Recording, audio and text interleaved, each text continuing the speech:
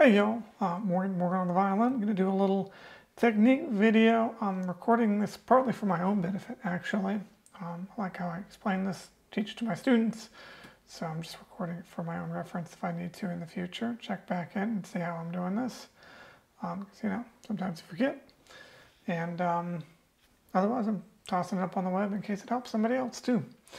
So the topic is a little exercise for the fingers we can do to help keep our bow straight. I'm going to go ahead and do the exercise first, and then I'll do some explaining afterwards.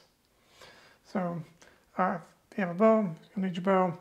Go ahead and hold your bow properly. Recommend getting your thumb up on the frog rather than below the frog.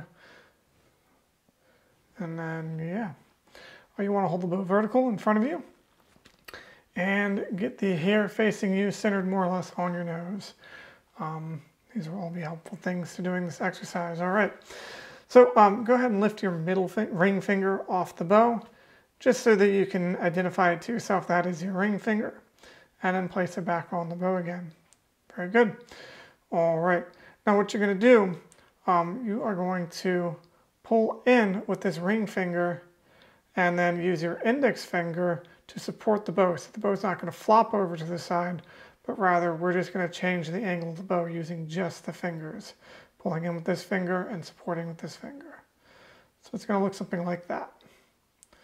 You might find that your pinky needs to also do a little work to help support the bow in this new position. That's fine. But we are mostly just pulling in with this finger and then supporting with this finger. And then now you can use the index finger to pull the bow back to upright. All right, very good. And then when you do that again, pulling in with one finger and then supporting with the index finger. And then pulling it back to upright with the index finger. Now you notice my wrist, nothing changes over here as I do this. It's just this action in the fingers.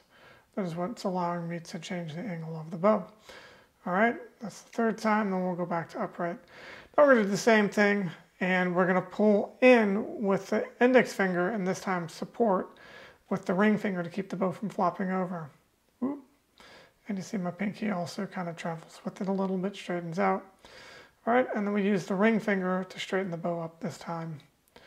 And we pull over with the index finger, support with the ring finger, and then we straighten it back up with the ring finger again. And we do this one last time. And again, we see no change in the motion in the wrist here, no change in the hand. It's just all with the fingers. That's what we're going for on this exercise. All right, very good. So that is this exercise off the violin or viola. Let's do a little demonstration of the exercise on the violin or viola. Let's say on a viola, because right now I'm actually using a viola, and this is a viola bow. Ooh, you probably wouldn't have known if I hadn't said anything, right? All right, so next step, let's place the bow roughly at the midpoint. If you have tape on your bow that's somewhere out in this area, then go ahead and select that place of your tape. Now what you're going to do is you're going to apply the same practice. We're going to pull in with the ring finger and support a little bit with the index finger, and boom, slide the bow on out just like that. Don't try to do anything fancy with the sound point. And just go from this nice between the fingerboard and bridge sound point and straight perpendicular bow to this.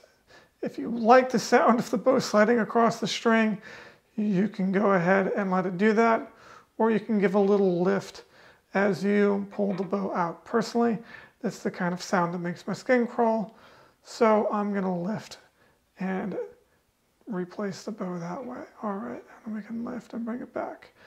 All right, so that's going out that way. Now we're going to do the opposite. We're going to pull in with the index finger and point the bow behind our heads.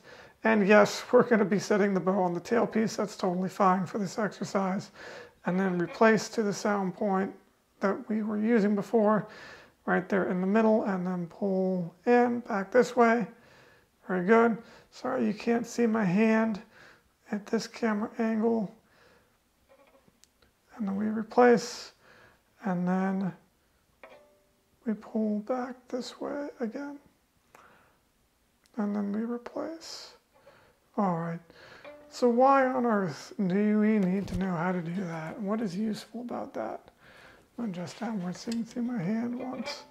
So here's with my hand in, shot, out, very nice, back in, behind my head, back in. All right, there you go. So why do we need to do this? Why do I teach this to my students? I find it helps them a lot with keeping their bow straight in certain circumstances.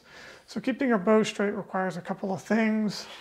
One, good elbow position. If our elbow is too far back, then the sound point might be good, but the angle is going to be bad. Or if it's too far forward, then the sound point's going to be good, but the angle is going to be bad. And that's going to be problems when we're bowing, trying to keep the bow straight, right? But oftentimes what I notice happens with my students is they start to do this. And if we want to keep the sound point steady, we have to use our fingers. And in this case, I have to use my index finger to actually pull the bow tip back up when it falls out this way, right?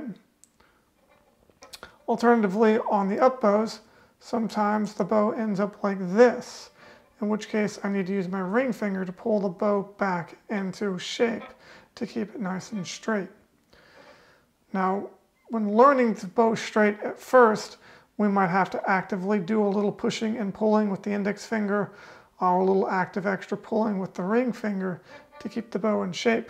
But eventually what happens is that whole process just becomes an integrated part of the way the fingers in the hand change shape and adjust to where we are in the bow in order to keep the bow straight.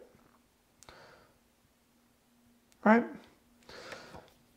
So that's why it's a helpful little piece for keeping your bow straight as you're trying to figure this whole thing out.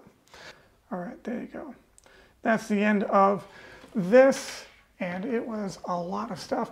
So again, I recorded this largely for my own benefit because I might need to reference it at some point. But if you got some use out of it, that's great. You can hit a like. Lets other people know that this is a useful video and that they should watch it. They might get some value out of it. You can also hit subscribe. Lets me know I should keep making these videos. All right, thank you. Have a good day.